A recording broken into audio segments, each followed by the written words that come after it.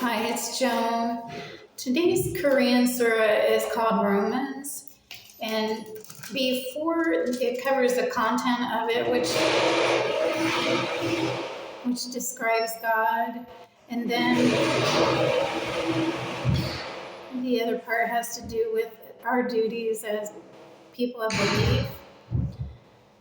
The history wanted to say how originally Meccan pagans fought Roman Christians, and they were defeated. The Romans were defeated, but within a decade they reversed that. And then it ends saying that also Muslims ended pagans in the Battle of Badr. Originally, I thought a pagan was a person that was an atheist, but a pagan is just someone who has opinions that differ from the major religious groups of people. So, as far as I have all the verses, as far as describing God, it says that all praise is due Him.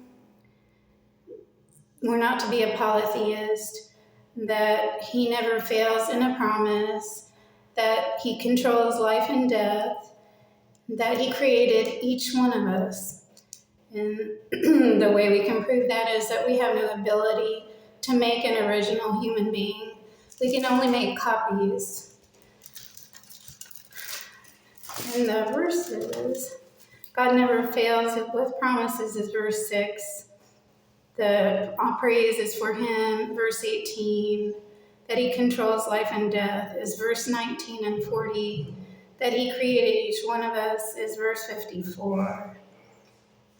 And then we're to mimic Him, keeping oaths and worshiping Him. God gives victory to whoever He wills. That's verse 4. Then when it covers our duties as a person of belief, it says that as a spouse we're to be comforting and compassionate. We're to do our prayers and repent of anything we do wrong. That alms are for our poor relatives and travelers, and that we are to help, as far as charity, people of belief. And those verses are the ones that describe a spouse and who you should be is verse 21. Not to be a polytheist, verse 31. Then who we give alms to, verse 38, and to help believers is verse 47. It also discusses judgment, saying that in the end we'll be divided between belief or non. That's in verse 14, that belief receives gardens and a better life, and the opposite is confined and punished. It says that wrongdoers follow their own desires, and that's verse 29.